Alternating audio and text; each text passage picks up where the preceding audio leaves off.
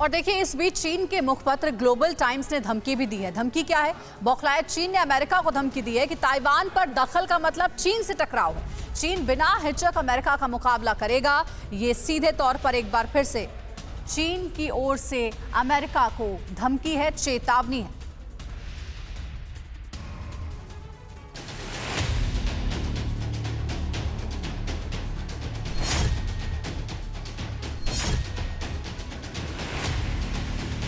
चीन ने एक बार फिर ताइवान को लेकर अमेरिका को पीछे रहने की हिदायत दी है।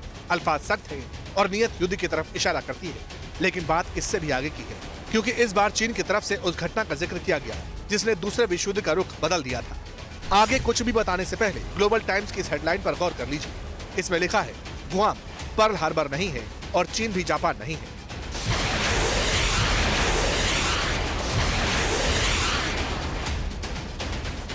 इनके छोटे बच्चे रहते हुए भी ये हर महीने 50,000 कमाती हैं। घर से ही कैंडल मेकिंग बिजनेस करती हैं। आपको भी सीखना है और करना है, फिर क्यों देरी? फ्रीडम ऐप को अभी डाउनलोड करें। यानी चीन ने एक बार फिर अमेरिका को पर्ल हार्बर वाले हमले की याद दिलाई है। ताइवान क्राइसिस के बैकड्रॉप में चीन पैसिफिक में अमेरिका के सबसे बड़े मिलिट्री बेस को टारगेट करने के संकेत दे रहा है। चाइनीज सरकार के माउथपीस ग्लोबल टाइम्स की तरफ से कहा गया, अगर अमेरिका ने ताइवान के मामले में जबरन दखल दिया तो फिर चीन से टकराव होगा। चीन बिना किसी हिचक के अमेरिका का मुकाबला करेगा। जंग में गुआम समेत अमेरिका के दूसरे मिलिट्री बेस चाइनीज पीएलए के टारगेट पर होंगे। अब गुआम सुरक्षित रहेगा या नहीं, ये अमेरिका को तय करना है। अब इस तरह की बातें क्यों हो रही हैं, ये समझना भी जरूरी है।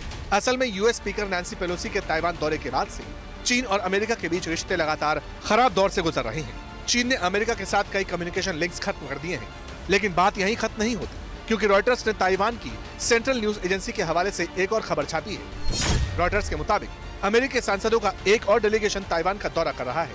एक महीने में अमेरिकी नेताओं का ताइवान में ऐसा तीसरा दौरा है। नैन्सी पेलोसी के दौरे के ठीक बाद 5 सांसदों का एक ग्रुप ताइवान पहुंचा था। इन्हीं दौरों के बाद गुस्साए चीन ने ताइवान को घेरकर वॉर ड्रिल शुरू कर दी है।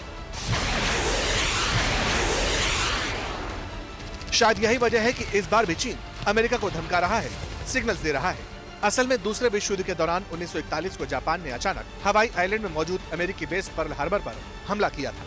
हमले में अमेरिका के 8 जंगी जहाज खत्म हो गए थे। 2400 से ज्यादा सैनिक मारे गए। इसी के बाद अमेरिका युद्ध में शामिल हुआ और जापान के 2 शहरों पर एटम बम तक गिरा दी। चीन की तरफ से अमेरिका के सैन्य बेस पर हमले की बातें हो रही हैं और इसी कड़ी में गुआम को पर्ल हार्बर से कंपेयर किया जा रहा है।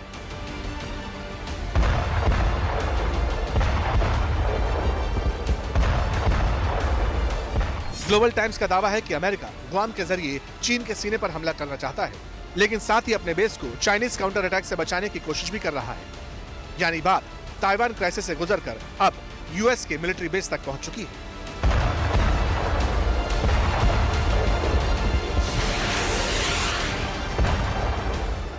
इनके छोटे बच्चे रहते हुए भी ये हर महीने 50,000 कमाती हैं। घर से ही कैंडल मेकिंग बिजनेस करती हैं।